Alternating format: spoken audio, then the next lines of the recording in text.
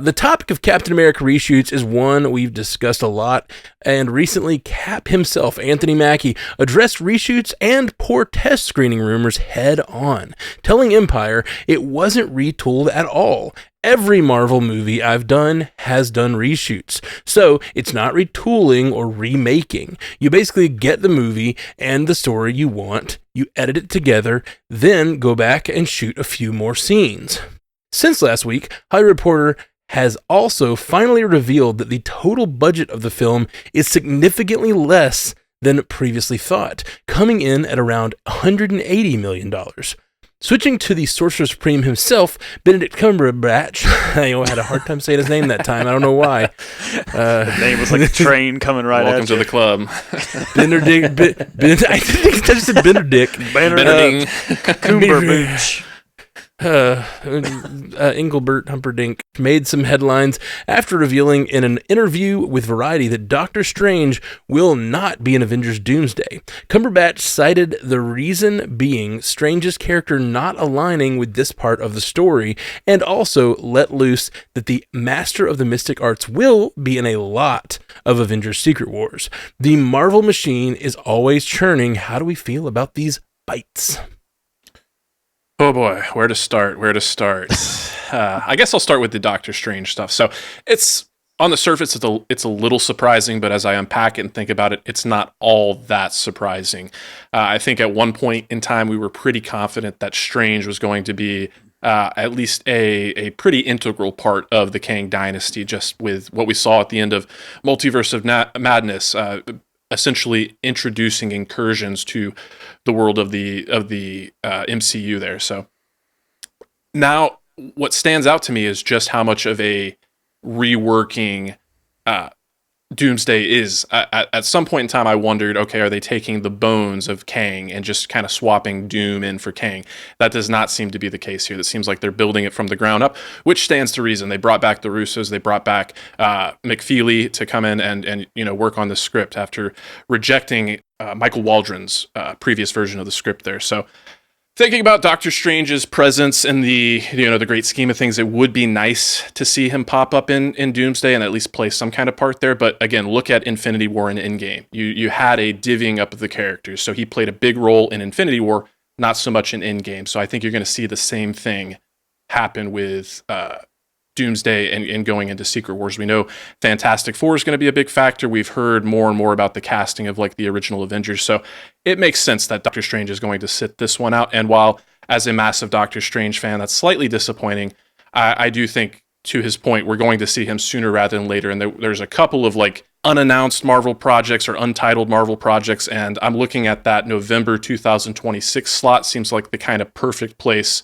to slot in a Doctor Strange 3 there, and that would fit perfectly between Doomsday and Secret War and set him up for major participation there. So, moving on to the juicy story here, and I do it with some hesitation because I want to tread lightly and not mince words here.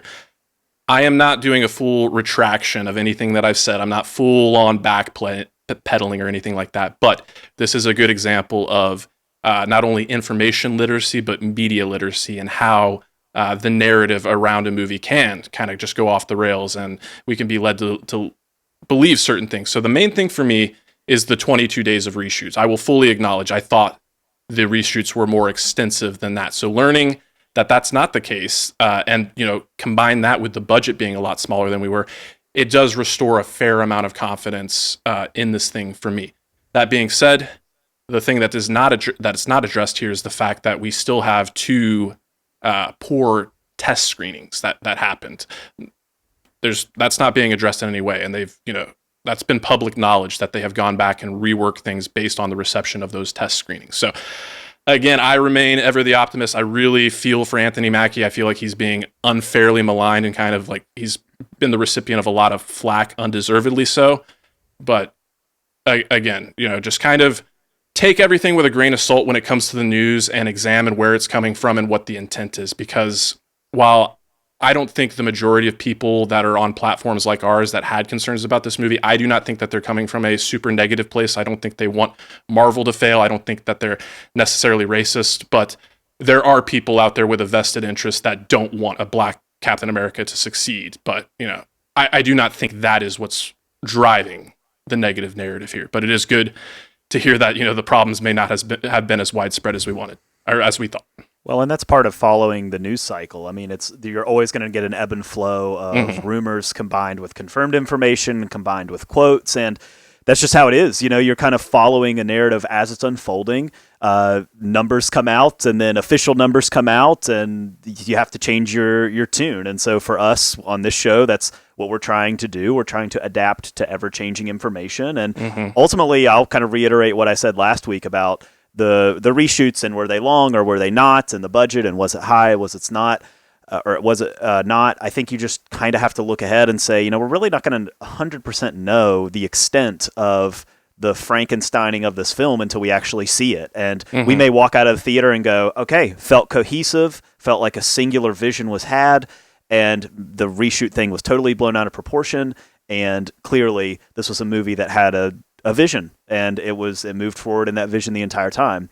But if we walk out of the theater kind of saying, yeah, man, I kind of got a little lost there, and it kind of seems like we threw this guy in there, whatever, then, we might walk out with a little bit of a different tune. So I think there remains a lot to be said. I mean, here on this podcast, we say it all the time, but we always want things to succeed. We're all fans at the end of the day. We're not going to bag on anything just to bag on it, especially like when it comes to Marvel. We like this type of stuff. It's a huge bummer for us whenever we go see these movies and we're like not crazy about them, or we watch the series and we're like, oh gosh, this plot hole and that plot hole or whatever. So, ultimately that's the place that we are always coming from, is that place. And then kind of thinking about Doctor Strange here, like, I think, yeah, Scotty, you said that it totally makes sense that he wouldn't be super involved in Doomsday, and I totally am with you on that, because I think when we look at, first of all, how his character was left, he was jetting off to the multiverse, so you don't really have to explain where he is during this time. Sure. But then also, too, man, in Infinity War, it was very easy, in a sense, to assemble the Avengers. Like they had all been left kind of together in pockets, right? We bring the Guardians all in together. All the Avengers are sort of in similar places. And it's just kind of like we only need a few scenes to pull the gang together.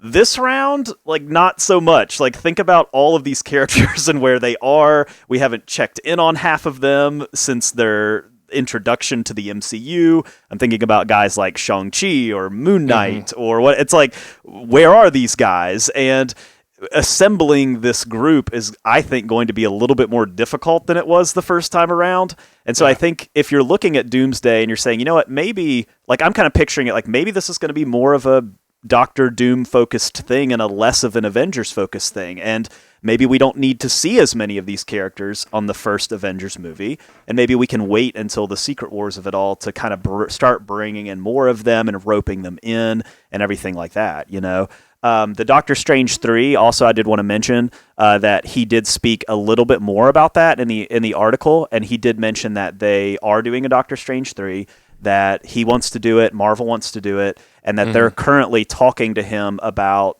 who do you want to write it, who do you want to direct it, what type of comics do you want it to draw from. Like, they're very much allowing him to be part of the creative process. Now, that tells me that potentially, though, if they're in that early of a stage, that thing might be after Secret Wars. I think it would be great to see it between, just like narratively speaking, but it might just, for time's sake, it might have to be after. So we'll just have to keep an eye on that, though. Yeah, and I mean, just to follow up there on the Doctor Strange part, I was excited for more Strange, leading kind of an Avengers narrative and leading one of these big team-up films. I'm down for it to, go with Secret Wars, but I am curious what the storyline would have been with Kang Dynasty and, what his role would have been altogether in that. Maybe we'll find out later on in the future, or something will, be reported out of there. But I think it can make a lot of sense, especially with if you take from maybe the 2015 Secret Wars run and Strange's role in there, he could, whatever multiversal adventures he's having with Clea right now, could wind up having to be, in whatever this new reality, if Doom creates some new reality in Battleworld, and all, Strange will be our focus point into what this strange land is and how we navigate it and how he goes head to head with whatever power it is that Doom holds. throughout it. So I'm excited for it, and I would love Doctor Strange 3 to come in between and fill some of that, but it's like you said, maybe they've been planning for a while, or I would hope that that's the key and they have something ready to go and can just like knock it out and knock out something really well. But if it comes after Secret Wars, maybe it'll fill some gaps in there. To go in on the Brave New World part, I'm excited to hear about the reduced budget. Actually, I'm excited to hear them downplay some of the concerns that we had going into all of this with the rumors of how bad it could be in these reshoots. And there are plenty of people, like Scotty said, maybe racism isn't necessarily the agenda. You have some people who just want to cause strife, who just want to cause some form of chaos, and then you do have some people who are just straight up not down for a black Captain America. And it was one of the things I was concerned about once we heard that there was going to be a movie led by Anthony Mackie, who I'm really excited for. I'm very excited to see all the progress that he's made through the MCU, that all the patience is paying off with his own lead and this kind of character. But it's great to see that this is, maybe this isn't going to be as bad as a lot of people were either hoping for or imagining it was going to be. Maybe this is going to be, something really special. I have loved every trailer that I've seen for it. I've loved all the clips for it. I'm very excited. I'm excited for anything Harrison Ford's in. Shrinking has made me fall in love again with Harrison Ford on Apple. So he's so good in that. I'm excited to see this Red Hulk. I'm excited to see how this builds more of the MCU, because it looks like there's a lot of potential for it to set some real ground going forward. And we'll see how it goes Valentine's Day weekend, but I'm excited for it all together. Yeah, me too. I've been very optimistic and very like I've been a real like apologist even when all these stories came out about like the reshoots and the screenings, and I was like, this is just stuff that happens, and I feel like it's getting focused on, and I do think that like there's possibility there are things wrong with this movie. Of course there are. There's something wrong with a lot of even MCU movies, but like my hope springs eternal, and like I am so pumped for it being the beginning of this year, because if it's good and if it does set the tone for where the MCU is, it could lead directly into storylines that are going to be happening in Thunderbolts or even Daredevil and then Fantastic Four. Like this could be the beginning of the kind of run we've been wanting for Marvel for a long time. It's felt so disconnected, and so many of these stories are so that are coming are so sweeping. I mean, this all the way into Avengers Doomsday, I feel like are going to feel connected, at least some.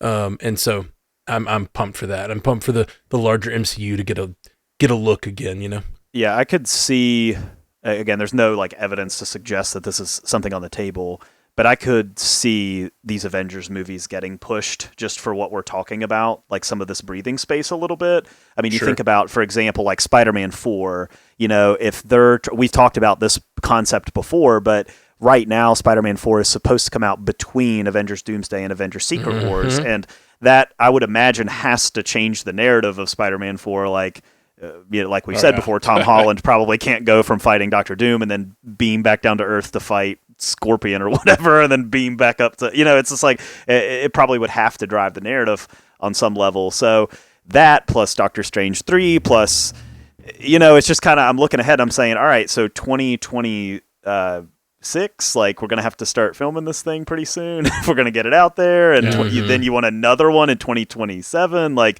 I could really see the discussion of maybe we should put Doomsday in that 2027 spot, push Secret Wars to 2028, try to give these films a little bit of breathing room. And And I don't know. Again, No. I could just see it as what. I knew Yeah, it was but you coming. don't want him to be rushed though. Like you don't want him to just be like, oh god, we got to film a million characters Obviously, yeah. and blast out all the CGI and just like get this thing off the assembly line as fast as possible. Like you don't want Yeah. that. So again, it's not. There's been no information suggesting that is happening. But I could just, if that happened, if they announced that tomorrow, I'd be like, well, duh, yeah, it makes total sense that you would do that. Yeah. I hear you. I just think that when Marvel was at its peak and at its best, like both critically and financially, its most successful is when it was able to pick a schedule and rely on that schedule so that the movies could pass the baton back and forth, have great post-credit sequences Sure. because they knew it was coming.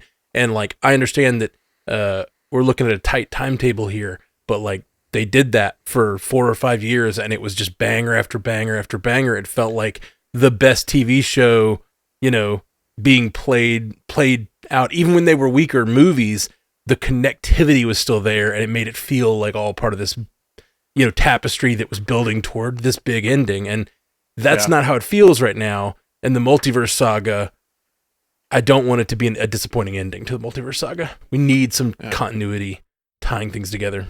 Speaking of that string of hits you were referring to, so like, I feel like it was 2016 through 2018 that like they really hit their stride. It was like I'd even start at like 14 with like Winter Soldier. I think they were percolating at that point in time. I think at that point in time, people were like, "Oh, this, we had the Avengers movie, but there's more to this universe that remains." I think between Guardians and Winter Soldier, that's when it started percolating again. But then you had Age of Ultron and Ant-Man in 2015. But with the 2016 like Civil War, like everything after that, from Civil War into Doctor Strange, into Spider-Man: Homecoming, Guardians 2, all of that stuff. It was just like you said, hit after hit after hit. And again, to make the comparison between Doomsday and Secret Wars to Infinity War and Endgame, I think a lot of people are expecting Doomsday to function in that Infinity War type role. But I think more and more, the more I contemplate it, I would actually prefer if Doomsday was a little bit more like an Age of Ultron or even that 2012 Avengers, because we did not get to 2016 and have that string of hits without all the groundwork that has been laid. And again, I love Marvel. I look forward to all of it. I'm not in dire straits here. I'm not, super concerned and worried about the fate of the Marvel Cinematic Universe. But it does feel a little rushed going into Infinity War and Endgame level events without the proper setup for some of these characters. We're only going to see the Fantastic Four once before they're a part of the Avengers. Sure. Well, and it makes me wonder, this quote from Benedict Cumberbatch saying, I believe it's like, his story doesn't align with the story for Doomsday.